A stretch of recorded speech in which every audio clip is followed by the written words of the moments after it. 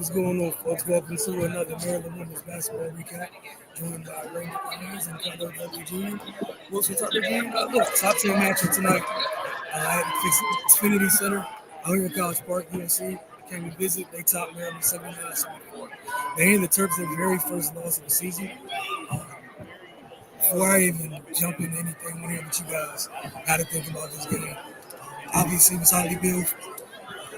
Prime time slot. Ray, your thoughts on this one and Nick Cardell? Yeah, just tough overall competitive game. Maryland kind of let it slip away in the final minutes. I think all night USC's size was just kind of imposing. It caused a lot of problems for the Terps, especially on the glass. USC was able to capitalize on a lot of second chance opportunities and just kind of take control of the game from a physical standpoint. Early on, Maryland's defensive versatility kind of presented problems. I know we talked about that the last game. They threw a lot of different looks at Juju. Took her a while to get going. In Maryland, they basically played them to a stalemate up until those last couple minutes. But yeah, just some poor shot selection. Weren't able to capitalize on some opportunities at the end. And USC was able to. They made their way to the free throw line, and they just hit some big shots going down the stretch. Definitely a winnable game for Maryland. It sucks to see them get their first loss, but it's going to come eventually. But yeah, it's no surprise. USC, tough opponent. What they do well presented issues for the Terps, and yeah, they just got contributions from a lot of players outside of Juju who kind of struggled out the gate, but they were able to stay afloat. And Kaylee Eckel, man, she really kept them in it in the beginning. It could have got ugly early, but she was a spark off the bench, and USC was able to take it going away down the stretch. Thoughts on this big matchup? Like Pat Riley said, no rebound, no rings. In this case, no rebounds, no win. That's pretty much what it came down to. USC based with a more physical team, maybe more physical part of the battle in the front court for the most part. They dominated the Bulls 47-33. Had 16 offensive rebounds. Luckily for Maryland, it didn't translate to a lot of second chance points. Maryland won that battle. But I just feel like the front court,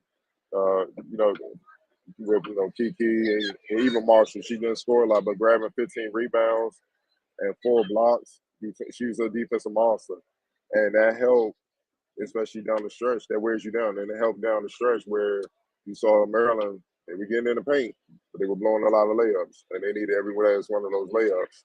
And the thing about missing layups, they're damn near like turnovers in a sense as well, because when you miss that layup, 9 times out of 10. The other team is going to have numbers. They're going to have the advantage, and they're going to be able to control the pace, and they're going to be able to get the shot that they want. You know what I mean? So you have to convert that, every time you can. It's just no excuse for, in a sense, missing layups, man. And they paid for it. Maryland definitely did. Also, bench points, 22-9, USC. It's hard to overcome that in a game where, it's back and forth. Close game between two teams that could end up in the Final Four. You see what I'm saying? So, Maryland bench, you take away Bree Daniels 8 points, you get 1 point, man. It's just you gotta get more production. And USC had more balance. That's why offensively they didn't shoot the ball entirely well, but they shot better than Maryland. They were more efficient, 40% from the field.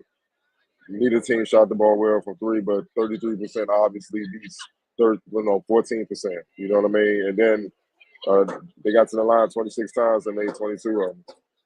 And that's a testament to what I was saying. They were more physical in the paint.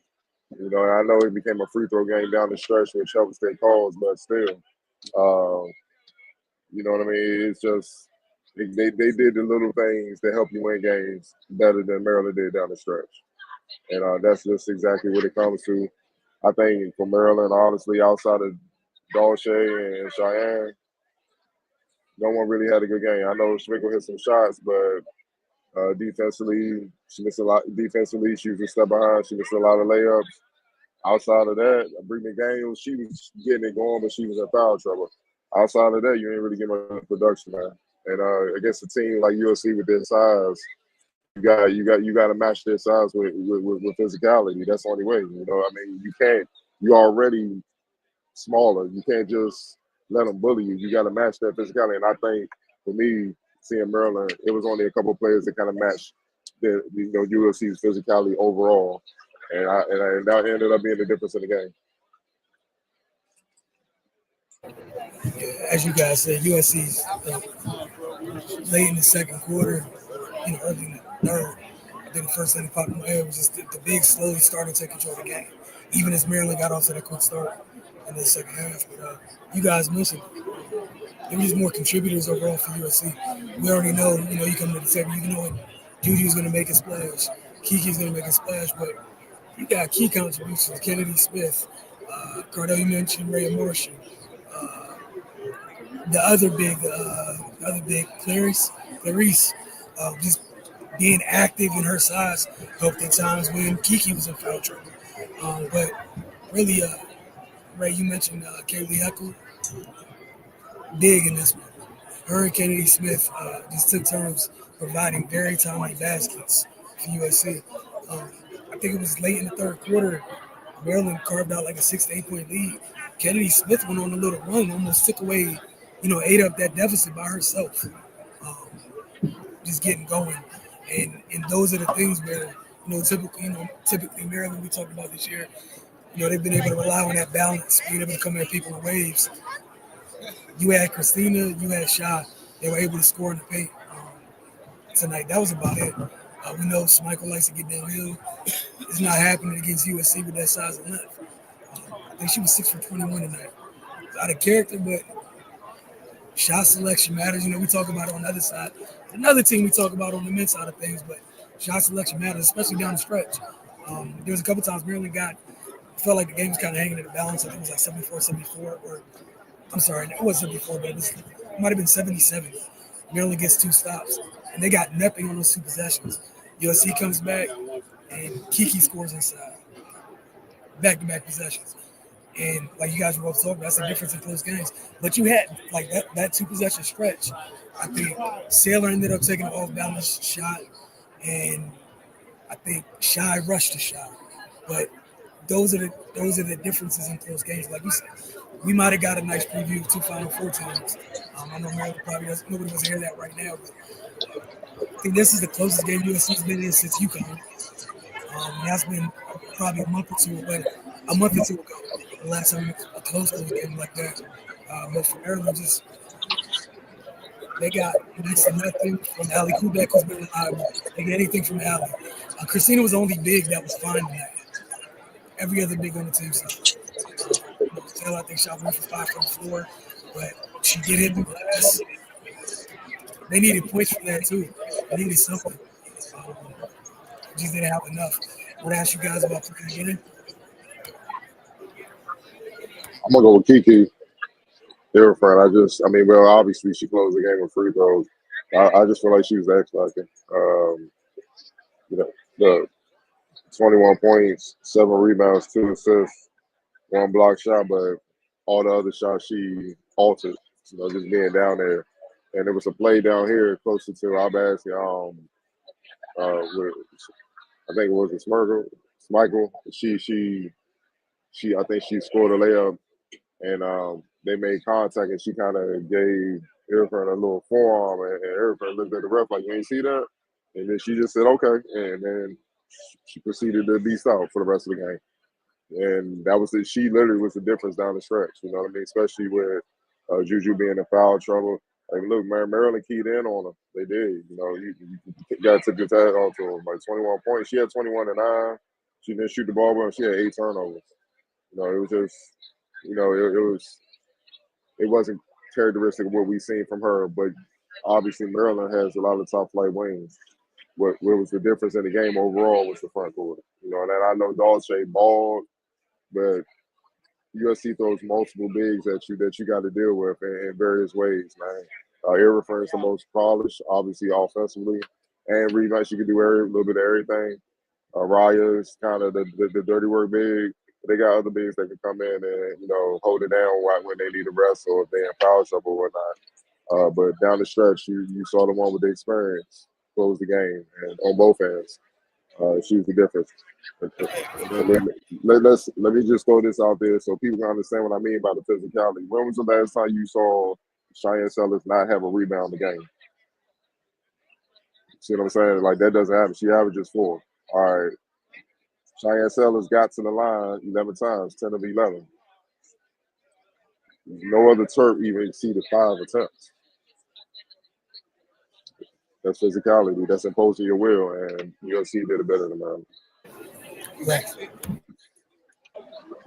Yeah, Kiki was definitely a difference. It was just the simple fact that at times they were able to just simply dump the ball down there and get something simple.